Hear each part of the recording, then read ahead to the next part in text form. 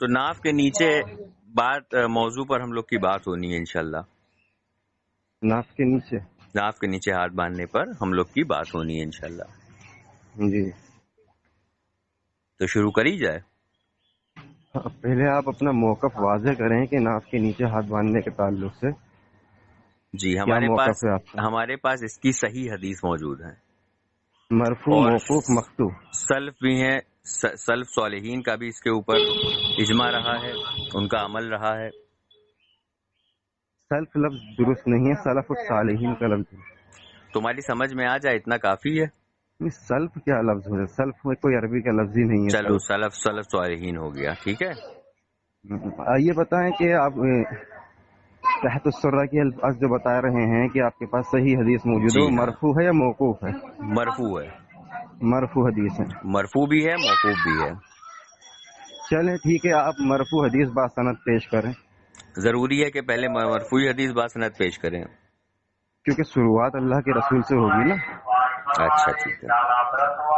اچھا میں اس کی وضاحت لوں گا کہ فرق کیا ہے پھر مرفوع اور موقوف میں. اس کی وضاحت کرتے ہیں ورنہ یہ سوال نہ کرتے آپ. مرفوع وہ ہے جو رسول اللہ صلی اللہ تعالی علیہ وسلم سے ڈائریکٹ آئی ہو.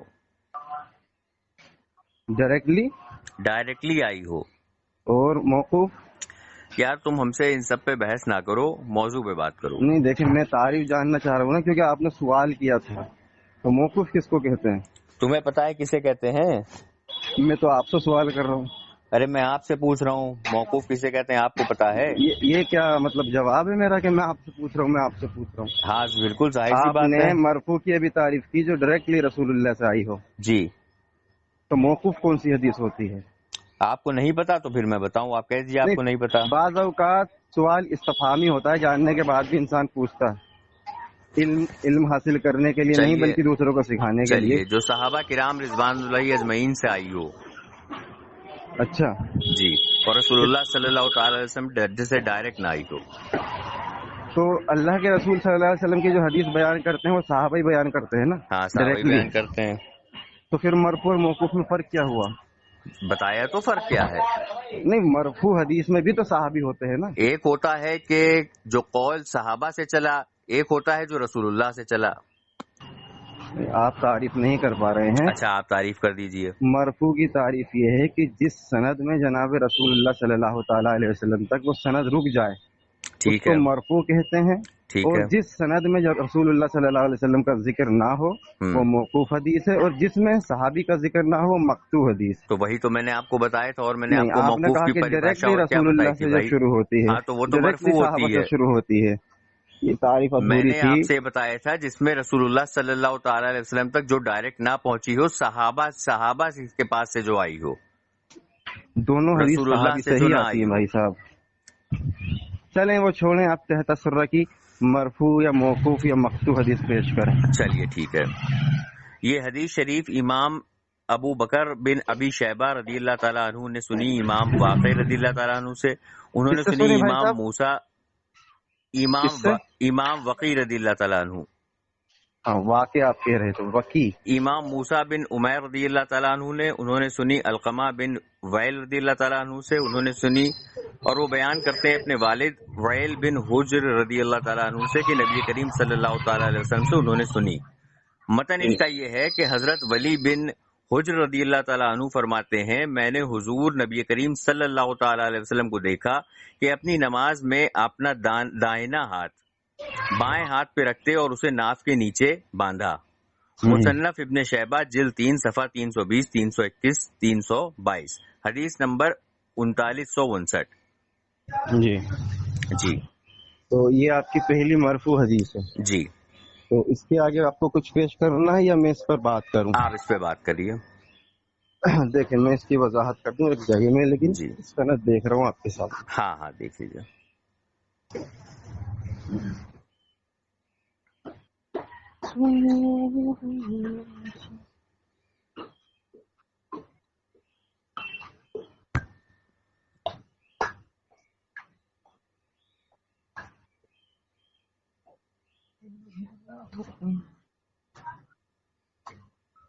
دیکھیں یہ جو آپ نے سند پڑھی نا، جی. حدثنا وکیع عن موسیٰ بن عمیر عن علقمة بن وائل بن حجر عن أبيه قال رأيت النبي صلى الله عليه وسلم وضع يمينه على شماله في تحت السرة. مصنف ابن ابی شیبہ کی روایت. اس میں جو پہلی بات میں وضاحت کروں گا کہ اس کا جو مخطوطہ ہے نا پرنٹ، وہ پرنٹ میں لفظ تحت السرہ کا جو الفاظ ہے، تحت السرہ کا الفاظ جو ہے گڑا گیا ہے. ایک بات اس کو سنیں. اچھا، اس کی دلیل کیا ہے؟ اس کی دلیل یہ ہے کہ یہی سند دیگر مخطوطہ کے اندر ذکر ہوئی ہے جو میرے پاس پرنٹ میں ہے. اس کے اندر لفظ تحت السرہ کا نہیں ہے بلکہ فی الصلاۃ کا لفظ، یعنی صرف نماز، وہ اس میں ذکر نہیں سینے کا یا پھر کہیں. تو یہ ہے کہ تحت السرہ کا جو الفاظ ہے یہ گڑا گیا ہے دیوبندیہ اور بریلویہ کی طرف سے. اچھا، دوسری بات جو ہے اس کا دوسرا قرینہ، علامہ محمد حیات سندھی حنفی رحمہ اللہ فرماتے ہیں کہ تحت السرہ یعنی زیر نافیہ زیادتی کا ثبوت محل نظر ہے، بلکہ یہ غلط اور سہو کا نتیجہ ہے، کیونکہ میں نے مصنف ابن ابی شیبہ کا صحیح نسخہ دیکھا ہے، اس میں یہ حدیث اس الفاظ کے ساتھ دیکھی نہیں گئی، لیکن اس میں یہ تحت السرہ کے زیر ناف کا لفظ موجود ہی نہیں تھا. ایک تو یہ قرینہ ہوا. دوسرا قرینہ یہ ہے کہ یہ حدیث وقی کے واسطے سے امام احمد میں بھی موجود ہے، یعنی امام وقی رحمہ اللہ کو ابھی آپ وضاحت کر رہے تھے، ان کے واسطے سے یہ احمد بن حنبل کی حدیث میں بھی موجود ہے. اس میں یہ ہے کہ حدثنا وکیع عن موسیٰ بن عمیر عن علقمۃ وائل بن حجر عن ابیہ قال رأیت النبی صلی اللہ علیہ وسلم وضع یمینہ علی شمالہ فی الصلاۃ. یہاں فی الصلاۃ تحت السرہ کا لفظ نہیں ہے، یعنی ناف کا. دوسرا قرینہ.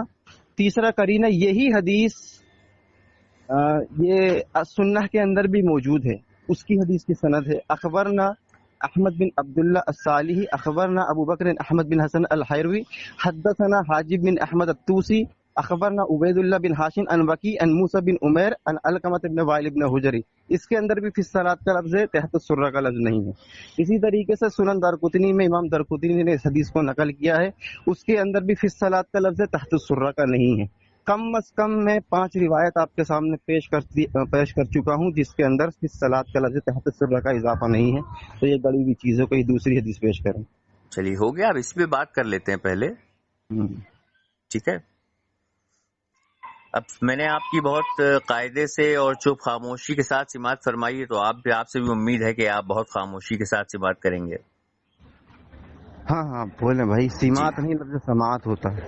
اہل حدیث کے عالم ثناء اللہ ضیاء اپنی کتاب نماز میں ہاتھ کہاں باندھے، اور اہل حدیث کے ایک اور عالم صاحب عبد الرؤف بن عبد الحنان اپنی کتاب القول المقبول فی شرح اس تعلیق صلاۃ اور رسول میں فرماتے ہیں مصنف ابن ابی شیبہ کی حدیث حضرت وائل بن حجر رضی اللہ تعالیٰ عنہ کی ایک نسخے میں تحت السرہ کے اعتراض الفاظ موجود ہیں اور اس کی سند بھی صحیح ہے.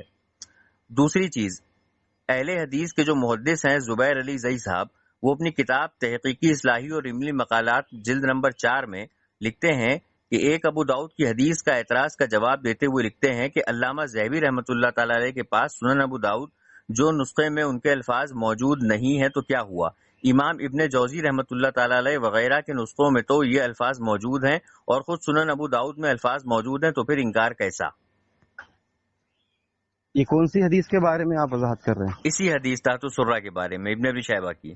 کیا کہتے ہیں زبیر علی زئی؟ دوبارہ پڑھیں. زبیر علی زئی صاحب کہتے ہیں کہ تحقیقی اصلاحی اور علمی مقالات جلد 4 میں علامہ ذہبی فرماتے ہیں کہ سنن ابو داؤد کا جو نسخے میں اس کے الفاظ موجود نہیں ہیں تو کیا ہوا، امام ابن جوزی رحمۃ اللہ تعالی علیہ وغیرہ کے نسخوں میں تو یہ الفاظ موجود ہیں اور خود سنن ابو داؤد میں الفاظ موجود ہیں، تو پھر انکار کیسا؟ کون سی حدیث کی؟ یہی تو میں پوچھ رہا ہوں، کون سی حدیث کے بارے میں کہہ رہے ہیں؟ اسی حدیث کے بارے میں. یہ سنن ابو داؤد میں حدیث ہے؟ سنن ابو داؤد میں یہ حدیث نہیں ہے، لیکن وہ فرما رہے ہیں کہ اگر کچھ نسخوں میں موجود نہیں ہے اور کچھ میں موجود ہیں تو پھر اعتراض کس بات کا؟ نہیں، وہی تو میں سوال کر رہا ہوں. ابھی جو آپ زبیر علی زئی نے تو پوری ان کی ایک کتاب ہے کہ نماز میں ہاتھ کہاں باندھیں، اس کے تعلق سے نیچے ہی وضاحت کر کے وہ لاسٹ میں اس روایت کو نقل کر کے کہتے ہیں کہ یہ گڑی بھی گئی ہے، یہ تحت السرہ کا الفاظ گڑا ہے. یہ نہیں، یہ کس نے کہا ہے کہ گڑا ہوا ہے؟ یہ زبیر علی زئی رحمہ اللہ نے ہی کہا ہے اپنی کتاب نماز میں ہاتھ کہاں باندھے. تو ان کے پاس کیا تحقیق ہے کہ گڑا ہوا ہے؟ ابھی آپ کے سامنے میں 5 قرینہ پیش کیا سنن دارقطنی سے، اس کے پیچھے دلیل شرعی کیا ہے کہ گڑا ہوا ہے؟ دلیل شرعی کیا ہے؟ بھائی میں وضاحت کر رہا ہوں. ابھی آپ کے سامنے میں نے 4 قرینے حدیث سے پیش کیے ہیں کہ جس کے اندر فی الصلاۃ کے بعد تحت السرہ کا لفظ نہیں ہے، اور علامہ سندھی حنفی رحمہ اللہ کی بھی وضاحت ہے کہ یہ جو میں نے پڑھے ہیں نسخے کلمی، اس میں نے یہ تحت السرہ کا لفظ نہیں پایا۔ یہ اس کا تحقیقی جواب ہے کہ وکی کی سند سے یہی روایت 4 کتابوں سے ثابت کیا ہوں، دارقطنی، السنہ اور مسند احمد بن حنبل، وکی ہی بیان کرتے ہیں، سیم سند عمیر ہی سے بیان کرتے ہیں، موسیٰ بن عمیر، اور لاسٹ میں فی الصلاۃ کا لفظ تحت السرہ کا اضافہ ہے۔ اور یہ اصول ہے کہ بھائی صاحب کہ جب اختلاف ہو جائے تو پھر حدیثوں کی طرف دیکھا جائے گا۔ تو یہ 4 حدیثیں بطور دلیل آپ کو پیش کیا ہوں میں۔ جی، آپ ہی کے عالم ثناء اللہ ضیاء اپنی کتاب نماز میں ہاتھ کہاں باندھے، اور آپ ہی کے دوسرے عالم عبدالرؤوف بن عبد الحنان اپنی کتاب القول المقبول فی شرح و تعلیق صلاۃ الرسول میں فرماتے ہیں، مصنف ابن ابی شیبہ کی حدیث حضرت وائل بن حجر رضی اللہ تعالیٰ عنہ کی ایک نسخے میں تحت السرہ کے الفاظ موجود ہیں اور اس کی سند بھی ہے۔ ہاں وہ ٹھیک ہے بھائی، جو کہہ رہے ہیں ان کی تحقیق ہے، یہاں تو میں آپ کے سامنے 4 حدیث پیش کر دیا۔ ہاں تو میں نے بھی آپ کے گھر سے حوالہ پیش کرا ہے نا، تو ٹھیک ہے نا، وہ ان کی اجتہادی خطا ہے نا، اجتہادی خطا تو ثابت کریے آپ پہلے۔ اجتہادی خطا آپ کے کن بڑوں نے، سن تو لیجئے، آپ کے کن بڑوں نے اجتہادی خطا اس کو قرار دیا ہے؟ آپ کے کہنے سے کیا ہوتا ہے، ہم آپ کی تھوڑی نہ مانیں گے۔ اچھا، جو بڑے ہوتے ہیں ان کی اجتہادی خطا کون واضح کرتا ہے؟ ان سے بڑے، مثال کے طور پر کوئی مجتہد ہے، مجتہد کوئی خطا کرتا ہے تو ان کی خطا کون واضح کرتا ہے؟ یہ مجتہد نہیں ہے، مجتہد ہوتے تو پھر وہ بات دوسری ہوتی، یہ مجتہد نہیں ہے۔ لیکن اصطلاحاً دیکھیں، اصطلاحاً بڑے علماء کرام کو جانتے ہیں کہ آپ کہاں چکری دیتے ہیں اور آپ کہاں سے آپ بھاگنے کا راستہ اختیار کرتے ہیں۔ انشاءاللہ آپ دیکھیں گے تھوڑی دیر میں۔ پہلے آپ کو یہ بتائیے کہ آپ کے جو ثناء اللہ ضیاء ہیں اور عبدالرؤوف بن عبد الحنان صاحب، ان کی اجتہادی خطا کس آپ کے بڑے نے لکھی ہے؟ چلے میں 2 بات کہوں گا۔ پہلی بات تو یہ ہے کہ اجتہادی خطا کا مطلب یہ ہے کہ یہاں 4 روایت میں پیش کیا ہوں جس میں تحت السرہ کا لفظ نہیں ہے۔ اب کوئی شخص سہو کی وجہ سے، نسیان کی وجہ سے کہہ رہا ہے کہ تحت السرہ کا لفظ ہے تو اس کی خطا ہے۔ یہاں دلیل آ گئی، اللہ تعالیٰ قرآن میں فرماتا ہے کہ فَإِن تَنَازَعْتُمْ فِي شَيْءٍ فَرُدُّوهُ إِلَى اللَّهِ وَالرَّسُولِ، کہ جب تمہارا کنٹروڈکشن ہو جائے تو اپنا فیصلہ اللہ اور اس کے رسول کی طرف پلٹ دو۔ تو پلٹ دیا بھائی ہم نے حدیث کی طرف، کہاں ہے اس میں تحت السرہ؟ تو اللہ، چلیے ٹھیک ہے، اگر میں نے آپ کے گھر سے 2 حوالے دیے لیکن آپ اس کا کوئی جواب نہیں دے پائے۔ نہیں، آپ یہ بتائیے کہ تحت السرہ کی جو 4 حدیثیں پیش کی ہیں اس میں ہے ہی نہیں تحت السرہ کا لفظ۔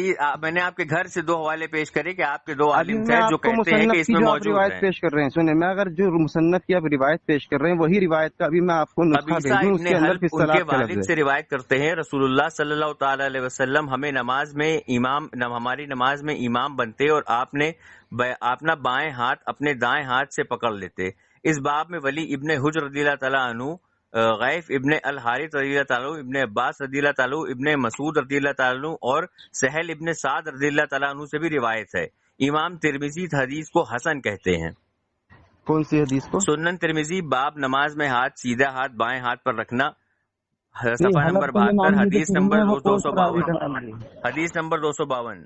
نہیں حدیث نہیں، جو شروع میں نام لیے تھے حلب کا، کون تھا وہ؟ قیس بن حلب۔ قیس بن حلب نہیں بھیا، قبیصہ ابن حلب۔ ہاں، قبیصہ ابن حلب تو مسند احمد میں سینے پر ہاتھ باندھنے کا ذکر کر رہے ہیں۔ ارے میں ترمذی کی بات کر رہا ہوں۔ میں بھی تو کہہ رہا ہوں کہ قبیصہ بن حلب سے علی صدری کا لفظ ہے۔ ہاں تو اس کی پوری سند دیکھی جائے گی، لیکن یہاں پر تو اس کی سند صحیح ہے۔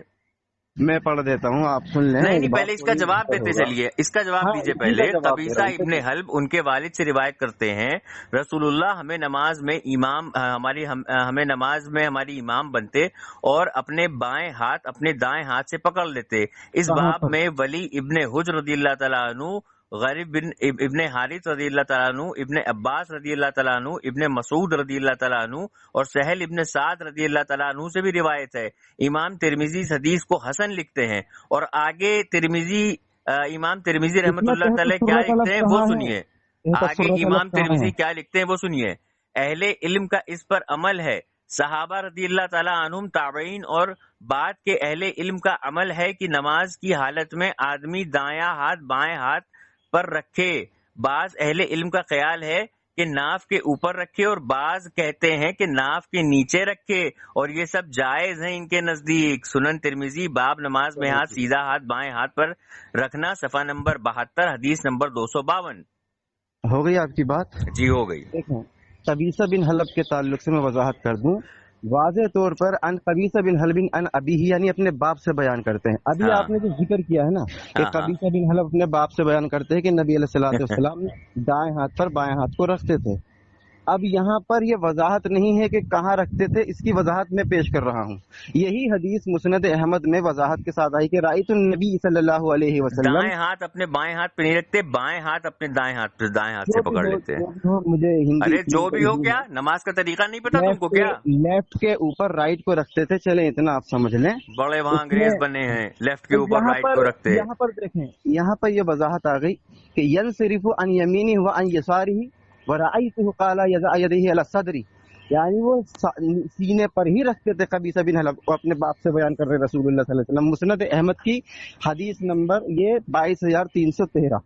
تو اس میں یہ وضاحت آپ نے جو کی ہے نا، اس میں تحت السرہ کا لفظ نہیں تھا، اور سہل بن سعد والی بخاری کی روایت ہے، اس میں بھی تحت السرہ کا نہیں ہے، زرا کا لفظ ہے، اور زرا جو ہے آپ خود دیکھ لیں، وہ انگلی سے لے کر کوہنی تک کے حصے کو ہی کہتے ہیں، تو ہاتھ ناف پر جائے گا ہی نہیں، خود بخود سینے پر ہی آ جائے گا۔ تو دیکھیں جو آپ نے روایت بیان کی ترمذی میں، اس میں تحت السرہ کا لفظ نہیں تھا، قبیصہ بن حلب کے والد سے۔ میں ہی قبیصہ بن حلب کے والد سے مسند احمد کی روایت پیش کیا ہوں، جس کے اندر علی صدری ہی سینے کا لفظ آ گیا۔ اچھا، اسی کی شرح میں لکھتے ہیں اہل علم اس پر عمل ہے، صحابہ رضی اللہ تعالیٰ عنہم، تابعین، اور بعد میں اہل علم کا عمل ہے کہ نماز کی حالت میں آدمی دایاں ہاتھ بائیں ہاتھ پر رکھے۔ بعض اہل علم کا خیال ہے کہ ناف کے اوپر رکھے، اور بعض کہتے ہیں کہ ناف کے نیچے رکھیں، اور یہ سب جائز ہے ان کے نزدیک۔ چلیے ہم نے سلف و صالحین سے بھی آپ کو بتا دیا، سلف و صالحین سے بھی ہم نے بیان کر دیا، دیکھیں ناف کے بیان کر دیا۔ نہیں، ناف کے اوپر کے لیے امام ترمذی نے فوق السرہ کا لفظ استعمال کیا ہے، اور فوق السرہ بمعنی علی صدر کے ہی آتا ہے۔ قرآن کریم کے اندر بھی اللہ تعالیٰ نے فرمایا کہ یہودیوں کے سر پر آسمان ہے، تو اس کا مطلب یہ نہیں کہ بالکل سر پر آسمان ہے، یعنی آسمان سے اوپر ہے، تو فوق السرہ کا معنی بمعنی صدر ہی آتا ہے۔ امام ترمذی نے اس حدیث کی سند کو حسن لکھا ہے۔ ارے تو میں کب کہہ رہا ہوں بھائی حدیث کی سند کے حسن ہے، اس میں تحت السرہ کا لفظ کہاں ہے حدیث میں؟ ارے جب اس کے اندر بیان ہو رہا ہے تو قبیصہ بن حلب سے میں خود بیان کر رہے ہیں، قبیصہ بن حلب سے رسول اللہ کا قول میں علی صدری کا دکھا رہا ہوں، وہ امام ترمذی پیش کر رہا ہے بندہ۔ ہاں تو امام ترمذی کی بات حجت نہیں ہے کیا؟ باندھنے کا قبیصہ بن حلب ہے، اور وہ شرح پیش کر رہا ہے۔ ترمذی نے زیادہ سمجھا کہ تم نے سمجھا؟ ارے بھائی وہ حدیث میں بالکل واضح ہے علی صدر کا لفظ۔ امام ترمذی نے حدیث زیادہ سمجھی کہ تم نے زیادہ سمجھی؟ اللہ کے رسول صلی اللہ علیہ وسلم کا قول واضح، حدیث واضح ہے، اس پر کیا اشکال ہے آپ کو؟ اللہ کے رسول فرماتے ہیں جو کہا مار کے ہنستا اس کا دل مردار ہے، مطلب مردار بھی ثابت ہوا۔ چلو ٹھیک، تم بھی کہا مار کے کئی مرتبہ ہنس چکے ہو، تم بھی مردار نہیں ہنسا، ابھی تو نہیں ہنسا، پہلے تو ہنس چکے ہو، پہلے ہوتا ہے، مانا کہ پہلے ہنس چکے ہو۔ اس کا جواب تو حدیث آ گئی اللہ صدری کی قبیصہ بن حلب کے والد سے۔ امام ترمذی نے اس کو حسن کیسے لکھ دیا؟ نہ حسن تو اس میں تحت السرہ کا لفظ کہاں ہے بتائیے نا۔ ارے تو امام ترمذی کیا بیان کر رہے ہیں؟ امام ترمذی رحمہ اللہ، آپ مجھے بتائیں اس میں کہاں ہے لفظ تحت السرہ کا؟ آج پھنسے ہو نا؟ ارے ابھی تم پھنسے ہو، ارے پیش کرو نا کہ اس میں تحت السرہ کا لفظ کہاں ہے؟ اگر تحت السرہ کا لفظ اس میں نہیں ہے تو امام ترمذی نے کہاں سے لکھ دیا؟ وہی تو میں کہہ رہا ہوں، وہ تو یہ لکھ رہے ہیں کہ بائیں لیفٹ ہینڈ کے اوپر رائٹ ہینڈ کو رکھتے تھے، اس میں کہاں رکھتے تھے وہ دکھاؤ نا۔ ہاں بتایا تو میں نے کہاں رکھتے تھے، حدیث میں کہاں ہے؟ حدیث میں کہاں ہے دکھاؤ، بتایا تو میں نے کہاں رکھتے تھے۔ ہاں دکھاؤ، حدیث میں دکھاؤ نا کہاں رکھتے تھے۔ ہاں بتا رہا ہوں، ایک منٹ شرح میں کیوں دکھا رہا ہوں؟ حدیث تو میں دکھایا ہوں کہ سینے پہ رکھتے تھے، کبھی سبھی نہیں دکھاؤ گے یار؟ حدیث میں دکھاؤ کہ تحت السرہ کے لفظ استعمال کیے ہیں، جبکہ قبیصہ بن حلب کے والد سے ہی میں ثابت کیا ہوں کہ اعلیٰ صدر کے لفظ ہیں، سینے پر ہاتھ باندھنے کے۔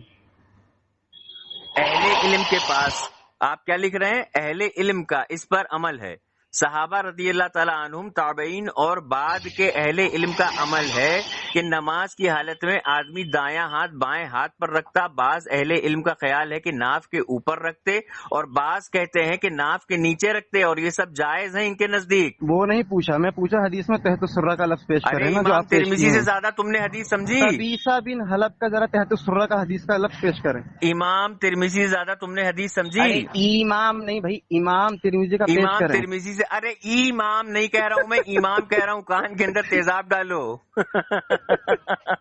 نہیں، وہ اس کے لیے ہے جس کے کان میں کمزوری ہے، الحمدللہ امام ہی کہے ہو تم۔ کان میں کمزوری نہیں، کان میں میل ہے تمہیں۔ پھوٹ بھرا ہوا ہے، ویکس آ گیا ہے، ویکس صاف کراؤ۔ یہ غلط آپ کا تغیر ہے۔ تغیر نہیں ہے، بالکل صحیح فرما رہا ہوں۔ چلو اپنا کان صاف کرو پہلے۔ نہیں میں تو بیٹھا ہوں، میں کہاں چلوں؟ ارے بیٹھا نہیں ہوں، بیٹھا ہوں ہوتا ہے۔ بیٹھا ہوں کیا ہوتا ہے بے؟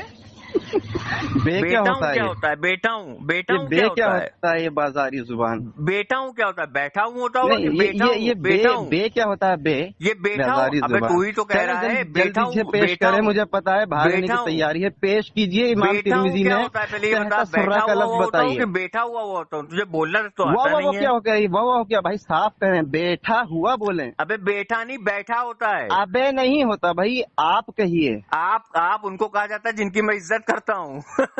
ہاں تو آپ بے عزت ہے نا، تبھی تو تمہاری بے عزتی کر رہا ہوں بے۔ یہ دیکھو مان لیا کہ ہاں میں بے عزت ہوں، تبھی تمہاری بے عزتی کر رہا ہوں۔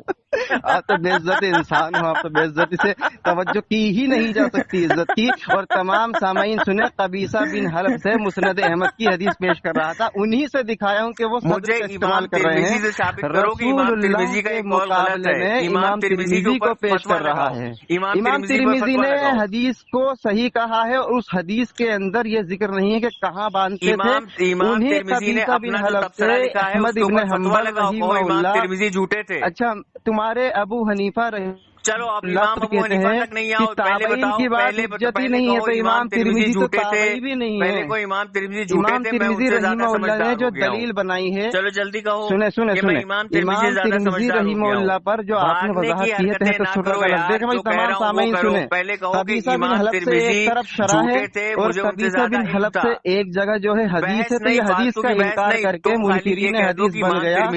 راحل خان نے یہ ثابت کر دیا کہ قبیصہ بن حلب والی حدیث کو نہیں مانے گا، یعنی رسول اللہ کے عمل کو نہیں مانے گا۔ اس نے امام ترمذی رحمہ اللہ کو اپنا نبی سے اوپر کا درجہ دے دیا ہے۔ تمام سامعین سن سکتے ہیں۔ لیکن یہ مان نہیں